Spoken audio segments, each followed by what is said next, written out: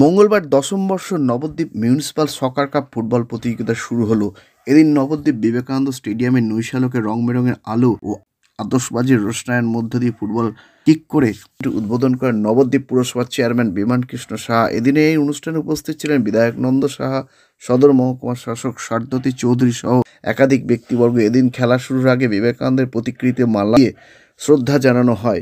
উদ্বোধনী ম্যাচের প্রথম খেলায় মুখোমুখি হয় অ্যাথলেটিকো দি শ্যামনগর ও নবদ্বীপ কর্মমন্দির।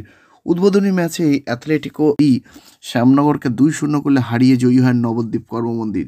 এদিন খেলা দেখতে স্টেডিয়ামের দর্শক আসন ছিল কানায় কানায় পূর্ণ। দু দলের সমর্থকরা দলীয় পতাকা ও ব্যানার নিয়ে হাজির হয়ে যান। স্টেডিয়ামে মহিলা দর্শকদের উপস্থিতি ছিল যথেষ্টই নজর কাড়া। এ নিয়ে আজকাল আগামী বিশেষ প্রতিবেদন।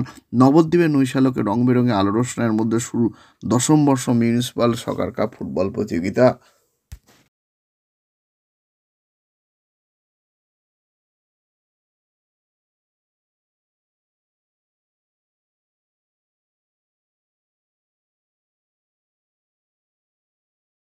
উইলিয়ামসন রান করলেন, চমৎকার ইংরেজ দখলে নিয়েছেন বল।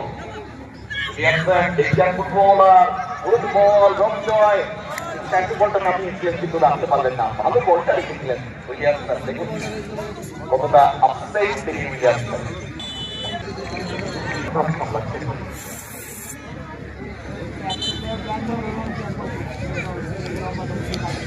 আমাদের হরিতলা থেকে পেয়েছে এ ব্লকে ছিল 202 নম্বর 202 তাকে মঞ্চে আসার জন্য অনুরোধ করছি।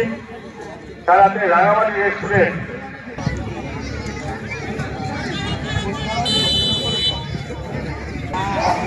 চমৎকার ইংরেজ দখলে নিয়েছেন বল।